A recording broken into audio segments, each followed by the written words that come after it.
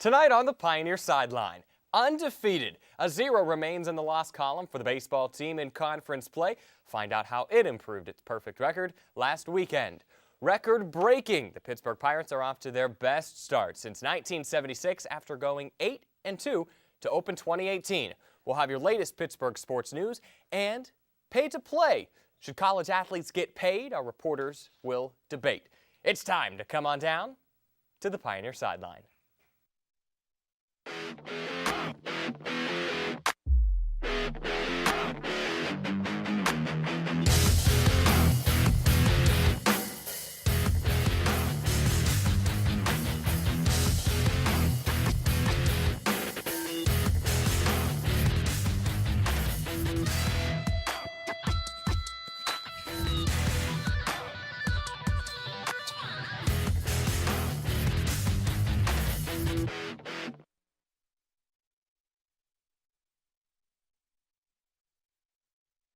Good evening and welcome to the Pioneer Sideline. I'm Josh Krupp. The Point Park baseball team continued its dominance over the weekend with the sweep of Rio Grande University, improving to 29-2 overall and 18-0 in the River States Conference. Today, win number 30 for the 14th ranked Pioneers in non-conference action. Allison Schubert was there last weekend for the cold sweep of Rio Grande. She joins me now. So, Allison, it was cold up in Butler, too cold, too snowy to play in Pittsburgh, so moving the game up north. Point Park was able to get a sweep, but it wasn't easy. No, it wasn't, and there was a lot of kind of sloppy play, both offensively and defensively for the Pioneers. A lot of the pitching started off really slow, and I think that the weather definitely had an impact on them. I mean, it was 33 degrees at one point, and I think 30 degrees at its lowest point, and it seemed to be snowing every other inning. It was like the first inning it was fine, and then the second inning it wasn't just snowing, it was like a blizzard. Now it was cold. The bats were at least still hot. They were able to produce despite losing some of our top guys. We'll wait on that for a moment, but first, the pitching wasn't too great over the weekend, but they still got the job done, particularly out of the bullpen. Yeah, Nick Beardsley started the first game, and like we said, kind of a slow start, but then Addison Domingo, you can always count on him to come in and shut it down when you bring him in, and he played a combined 7 and a third inning over the course of the 3 games, and he ended up with 2 saves and a win on the series. So, he came in and shut it down just like he always does. Point Park coming away with 5-4, 7-4, and 7-2 wins. Today winning against Clarion 12-4. No box score available from that one yet, but over the weekend, there were some key players missing from the lineup, but Point Park still able to win. Tell us about that. So, some of our top offensive guys, Cole Haru, Edberg Dominguez, and Ronaldo Adames, were not found in the series against Rio Grande. And, we asked Coach and we asked some of the players, and they didn't comment on the issue. Coach only would say that it was a team issue and that they were handling it internally, and he wouldn't say anything other than that. But, we had some players like Andres Herrera, Yuri Sukart. They stepped up big time, and I think Yuri Sukart had the best offensive showing of his years at Point Park over the series. It's encouraging to see guys come off the bench and have performances like that.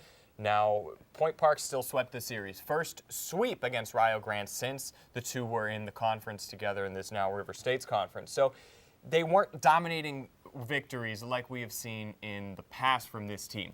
And the pitchers, like we said, were cold. Should either of those factors be concerning?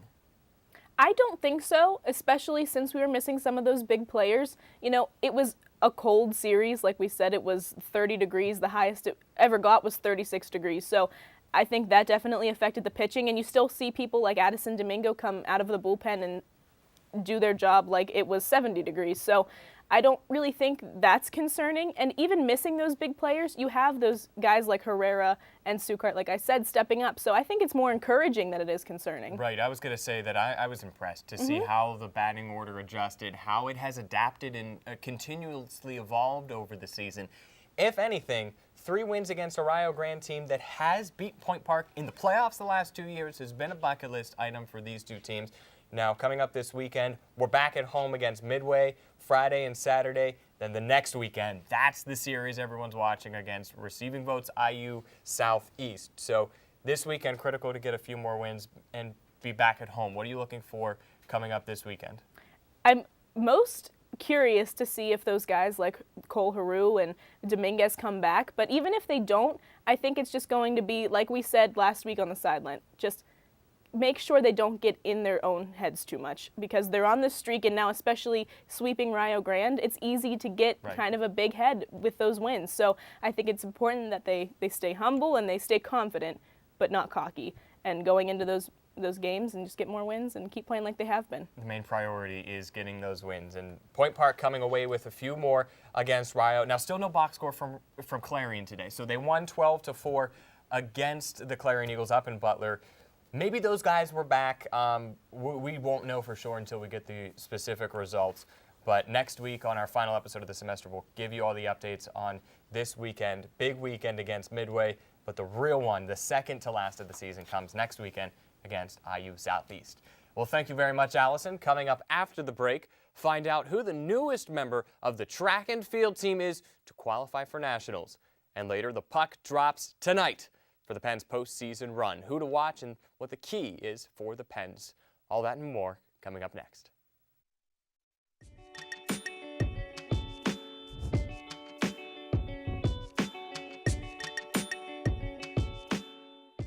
Whatever happened to predictability?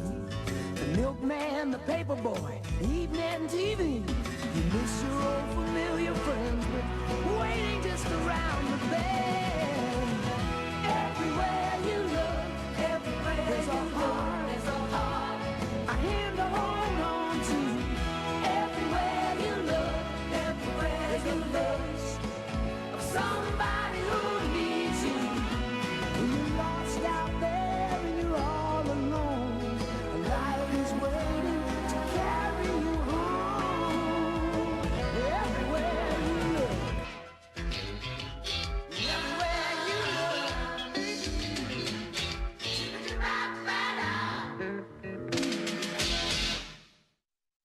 Spending just 7 minutes climbing stairs each day cuts your risk of a heart attack in half over 10 years. Sure, elevators are convenient, but you burn twice the number of calories just going upstairs than you do while jogging. Think about how long you spend waiting for elevators. The average person spends the equivalent of 2 years waiting for elevators over the course of their lifetime. Don't let that be you. Save time and increase energy. Next time, take the stairs.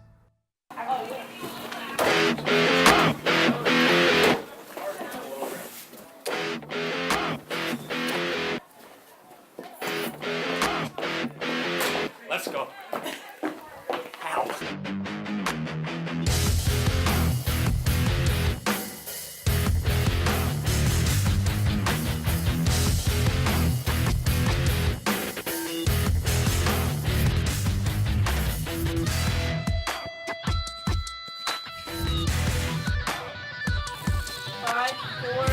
Sideline!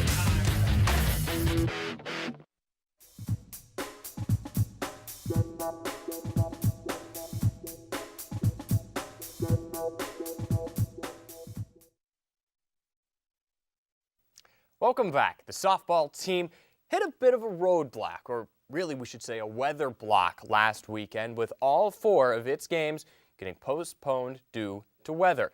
However, the Pioneers did manage to get 2 games in last Wednesday at Cincinnati Christian, and in the process picked up 2 more wins in conference play. Nicole Pampina joins me now to talk about what's next for this softball team. Encouraging to see a sweep against a team that we really should have swept. What was really encouraging for you in that win, though? I would say they are on a 3-game winning streak now. They have that going for them. They started out that first game. It was a tight game. They won 7-6, but they did manage to get most of their runs in the top of the first. They got their first 2 there.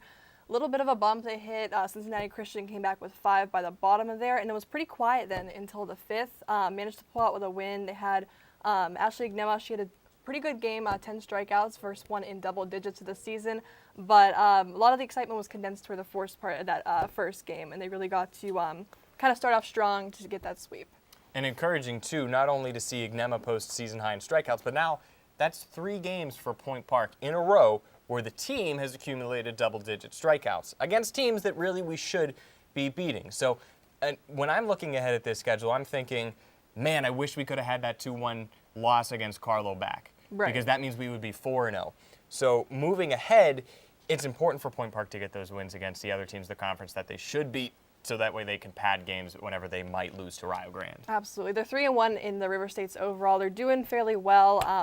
A lot of consistency is what we're looking at. Amber Cook had 3 RBIs. She was a strong batter. She seems to be consistent. Her name keeps popping up. That's what we keep seeing.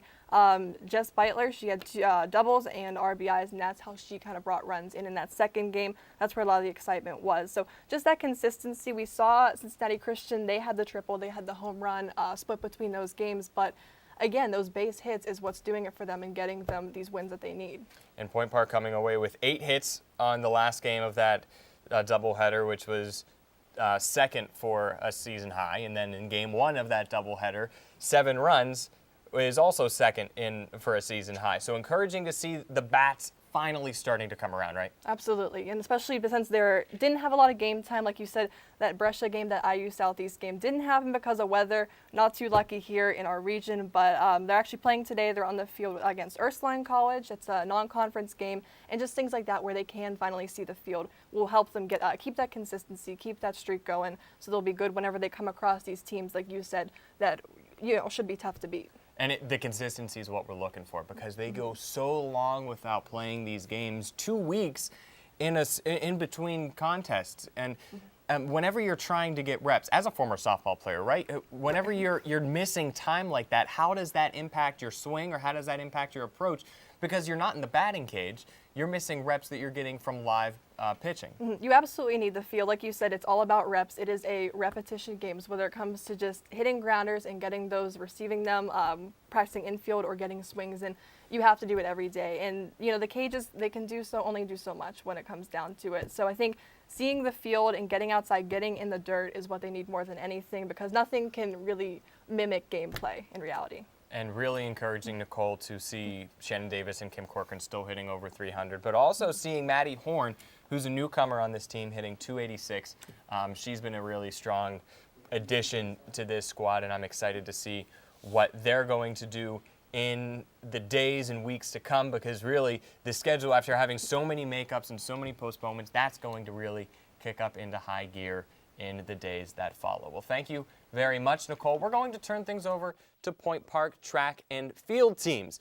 Now, they were still able to get out onto the track this weekend despite some cold temperatures, right? It was freezing, right? Snow here. That didn't stop the Pioneers. They traveled to Alliance, Ohio on Saturday, a meet that landed another national qualifier for the Pioneers. To discuss that and how the times looked at the meet, we bring in our track and field insider, Nick the Man Kosiski. Nick, how's it going? Good. How about yourself? I'm hanging in there, man, but not as good as maybe Anna Benitez. Tell us about her. Oh my God. So she got a school record, and Of course. I think she it was in triple jump, and it was 11.56 meters. And not only did she get the school record, that's also a national qualifying time. And so that's definitely exciting. Congrats to her. And there's actually 2 other school records too. Mike Morris in the high jump, and then Anna Shields in the 400. Of course. Anna Shields continues to break her own records and make headlines and everything, but who's an athlete on this team that is very close to making nationals that just hasn't gotten over that hump yet? Benitez was one of them. Now she's in there with Dry Davis, with Anna Shields. Who else is very close? I say probably Sean Berry. Sean Berry is definitely one of the closer ones, as well as Xavier Stevens. Friend of the program. Yeah, that is true. He is a friend of the program, and hopefully that he'll be getting close in the 800 or even the 1500. I know that he's been really trying for the 1500. I think it was like the first meet he ran a 4:03, which is a few seconds off. Right. But I also, you talked about the weather, at the beginning. Coach posted on his Facebook. He said, "Welcome to spring track?" ? And it was a picture of the Mount Union sign, and it was just covered in snow, just covered. So I thought it was funny. Let me ask you about the snow and the temperature. How does that impact track and field athletes, and who does it impact more when you're outdoors? I'd say that it impacts the breathing, so it definitely impacts the distance runners and even the sprinters. And it makes it a little bit harder to breathe. Also, if you're not used to it, that definitely plays a part too. But I still think that everyone still did a good job though. And Anthony Reyna, he ran 5 events. I think there's a few other athletes that did that too. To me, that's crazy because I would run like a third of an event and get injured, let alone 5. Like, wow. So they're competing this weekend at Westminster and then Bucknell, the Bison Outdoor Classic, Slippery Rock Open, and then we go into the conference championship Slippery Rock should meets. be a good one. Slippery Rock's going to be a good one. What are you looking for in these meets coming up that are not against conference teams before we get to the conference championships on April 27th? Definitely more national qualifiers and also a lot more PRs. And I just really hope to see the team succeeding. I do miss them. Hey, guys. So I obviously really want to succeed, and I'm looking forward to seeing all the PRs and all the results. Nick Kasiski, our track insider, because he used to compete with the track and field teams. Now the indoor or the outdoor conference championships are in our backyard this year.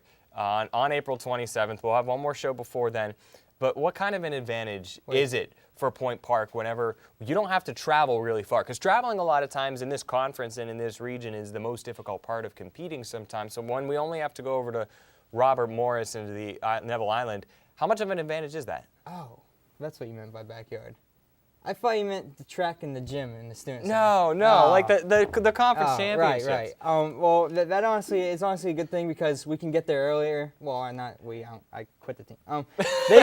They can get there earlier, and they can have more time to warm up, and they can also go to the track, days before to practice. Something that we can't do if it's like way away. So.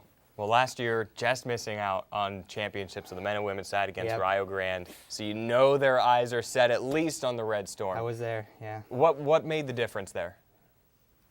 Why did Rio Grande edge out Point Park?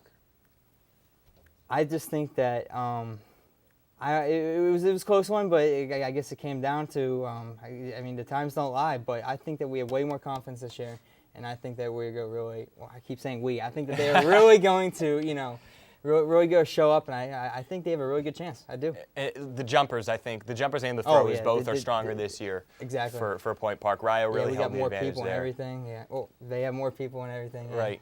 Well, hopefully we'll be going into the national championships with those teams. Jeez Louise. So thank you very much, Nick. Coming up next, all eyes on the golf course last weekend for the 82nd Masters. Our jackets aren't green, but we'll tell you who added one to his closet.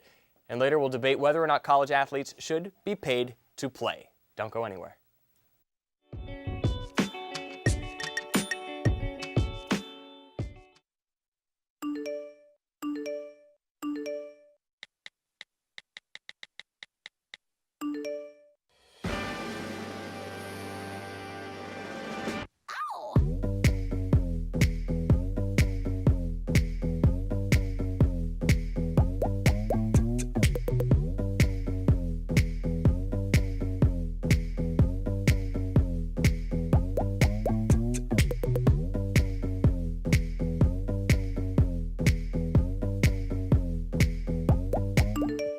I was you, I'd wanna be me too. I'd wanna be me too. I'd wanna be me too. If I was you, I'd wanna be me too. I'd wanna be me too. I'd wanna be me too. If I was you, I'd wanna be me too. I'd wanna be.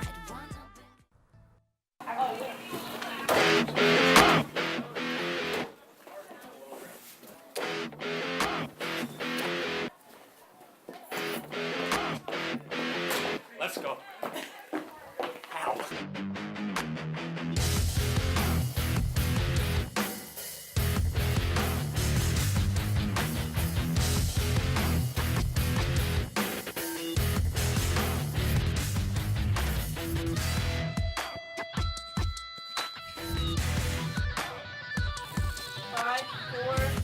Sideline!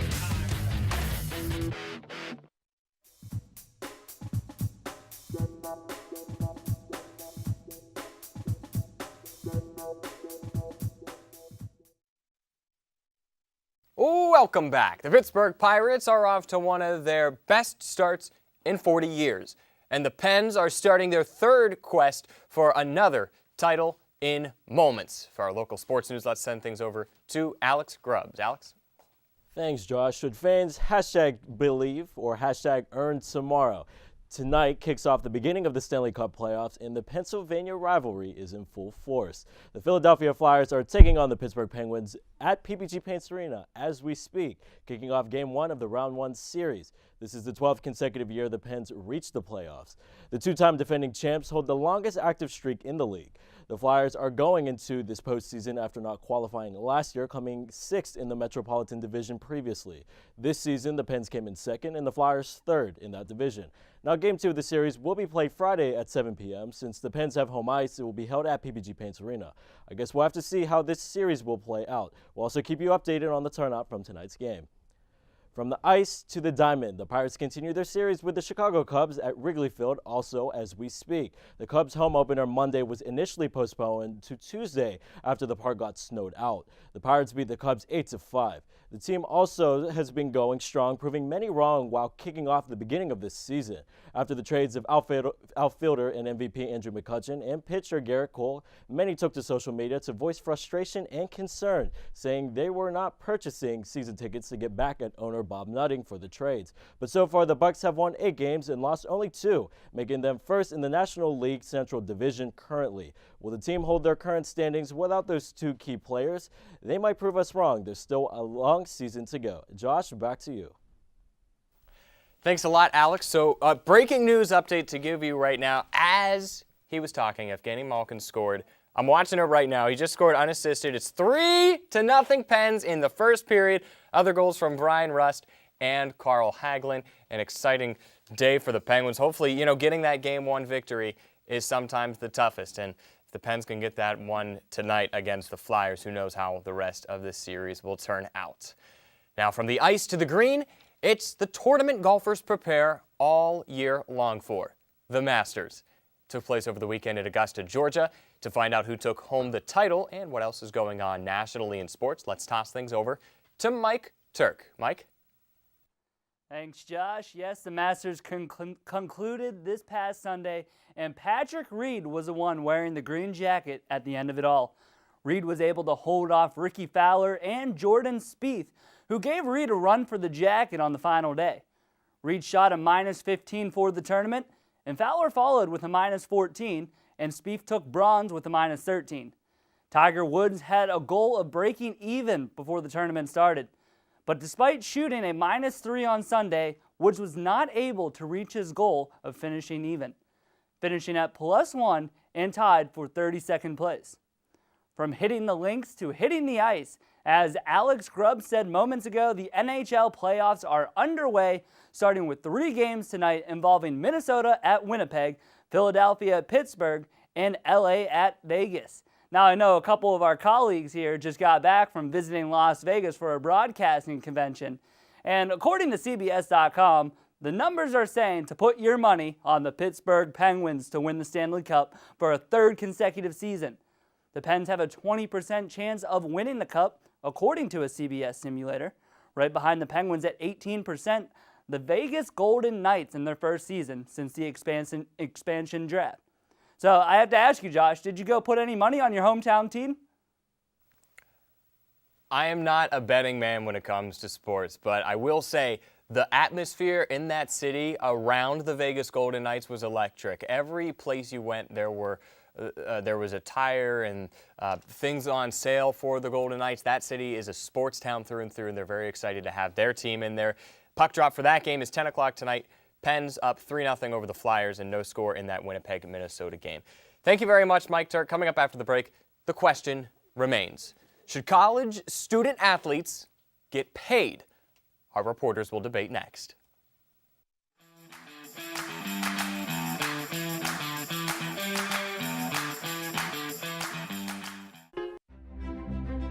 Good evening and welcome to Newsnight. I'm Josh Krupp alongside Jess Paterchak. Defending his decision to kick out 15 Cuban diplomats from the United States. Thanks, Allison. Fitness on Demand has returned to Point Park. Residents fear that Mount Agung will have a repeat of 1963's eruption. 2-star NFL quarterbacks made the headlines this week after wrapping up. Well, thank you so much for joining us this evening. That's your news tonight. For Nick Tomarello, I'm Alex Grubbs. Have a great night.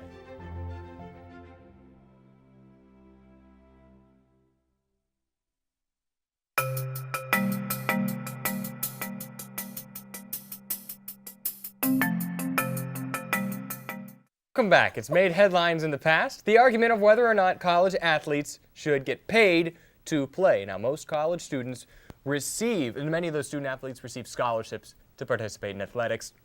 Others even get full rides for playing a sport, but some want even more. So are scholarships enough, or should they get a stipend to play, maybe even more?